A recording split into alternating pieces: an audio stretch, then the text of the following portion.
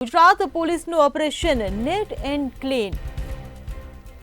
Gujarat police દ્વારા operation હાથ ધરવામાં આવ્યું છે. રાજ્યની શાંતિને દોરનાર અસામાજિક તત્વોની યાદી તૈયાર કરવામાં આવી છે. ગૃહ રાજ્યમંત્રી હર્ષ સંઘવીના આદેશ બાદ પોલીસ એક્શન મોડમાં આવી છે. હવે રાજ્યના પોલીસ વડા શરૂ કરશે અસામાજિક તત્વો પર કાર્યવાહી. ત્યારે ગૃહ રાજ્યમંત્રીએ 100 કલાકમાં કાર્યવાહીના આદેશ આપ્યા હતા. તો આદેશની ગંભીર નોંધ લઈને સ્ટેટ મોનિટરિંગ સેલે કામગીરી શરૂ કરી છે. ત્યારે રાજ્યના 15 મોટા બુટલેગરો વિરુદ્ધ કાર્યવાહીનો તખ્તો તૈયાર કરવામાં આવ્યો છે. જુગારના કેસના મોટા ગુનેગારો વિરુદ્ધ પણ કડક કાર્યવાહી કરાશે. સંવાદદાતા રવિ ભાવસાર આપણી સાથે ન્યૂઝરૂમથી લાઈવ જોડાઈ ગયા છે.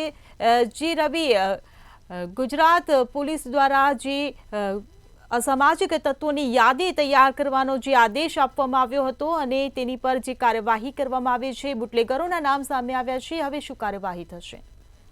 બિલકુલથી જે પ્રમાણે રામોલ વિસ્તારમાં જે અસામાજિક તત્વો દ્વારા જે સામાન્ય નાગરિકો છે તેમની પર હુમલો છે તે હુમલો કરવામાં આવ્યો હતો. સમગ્ર વિડીયો છે તે વિડીયો સોશિયલ મીડિયામાં વાયરલ થયા હતા. ત્યારબાદ પોલીસ ક્યાંક ને ક્યાંક સફાળી જાગી હોય અને એક્શન મોડમાં આવી હોય તેવું સ્પષ્ટપણે લાગી રહ્યું છે.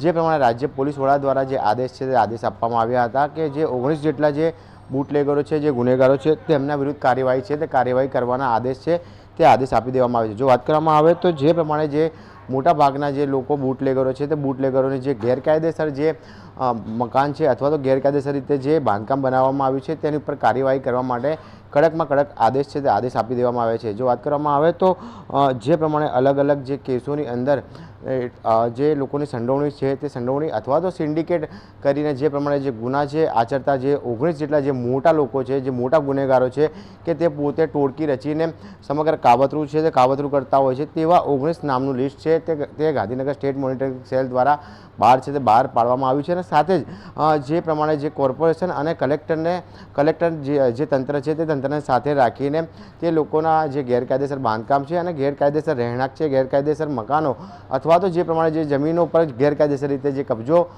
જો કર્યો હોય તો તેના વિરુદ્ધ કડકમાં કડક કાર્યવાહી કરવાના આદેશ ગાંધીનગર સ્ટેટ મોનિટરિંગ સેલ દ્વારા આપી દેવામાં આવે છે. એટલે કહી શકાય કે અમદાવાદ, રાજકોટ, બરોડા, સુરત અને ભાવનગર જેવા જે જિલ્લાઓ છે અને જે શહેરો છે તે શહેરોના જે કુખ્યાત બુટલેગરો છે તે કુખ્યાત બુટલેગરોની જે મિલકતો છે તે મિલકતો ઉપર પણ હવે તવાઈ બોલાવવામાં આવશે.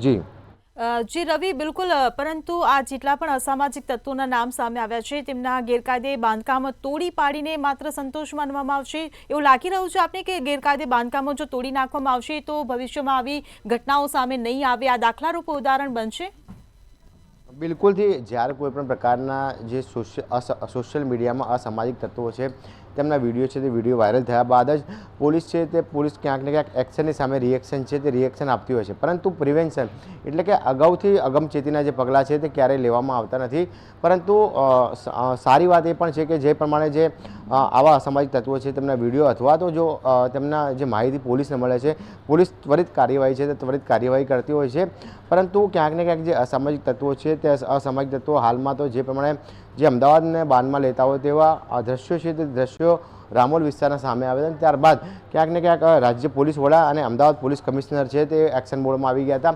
રાજ્ય ગૃહમંત્રી હર્ષ સંઘવી દ્વારા પણ નિવેદન છે તે નિવેદન આપવામાં આવ્યું હતું કે કોઈ પણ પ્રકારના જે ગેરકાયદેસર કામ કરતા લોકો અને અસામાજિક તત્વો છે તેમની વિરુદ્ધ કડકમાં કડક કાર્યવાહી છે તે કરવાના આદેશ છે તે આદેશ આપી દેવામાં આવ્યા હતા. અમદાવાદ પોલીસ કમિશનર અને અમદાવાદ ક્રાઇમ બ્રાન્ચ દ્વારા સંયુક્ત ઓપરેશન છે તે ચલાવવામાં આવી રહ્યું છે કે મોડી રાતે જે પ્રમાણે અસામાજિક તત્વો છે તે લારી ગલ્લા ઉપર બેઠા હોય છે અથવા તો કોઈ પણ પ્રકારના નશાકારક જે પદાર્થો છે તે પદાર્થોનું સેવન કરીને ક્યાંક ને ક્યાંક લોકો જોડે માથાકૂટ કરતા હોય છે અથવા તો અંગત અદાવતમાં ક્યાંક ઝઘડો કરતા હોય છે તેવા લોકો વિરુદ્ધ કડકમાં કડક કાર્યવાહી કરવાના આદેશ છે તે પણ આપી દેવામાં આવે છે.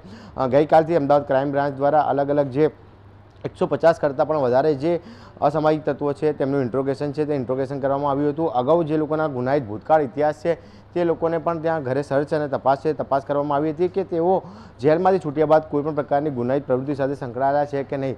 પરંતુ જે પ્રમાણે હવે ગાંધીનગર સ્ટેટ મોનિટરિંગ સેલ દ્વારા જે લિસ્ટ છે તે લિસ્ટ બહાર પાડવામાં આવ્યું છે. 19 જેટલા જે કુખ્યાત બુટલેગરો અને જે જુગારીઓ છે અથવા તો કોઈપણ પ્રકારની સિન્ડિકેટ કરીને જે પ્રમાણે ગુનાહિત કૃત્ય આચરે છે તેવા લોકો વિરુદ્ધ કડકમાં કડક કાર્યવાહી કરવાના આદેશ છે તે આપી દેવામાં આવ્યા છે. જી રવિ, સમગ્ર માહિતી બદલ આભાર.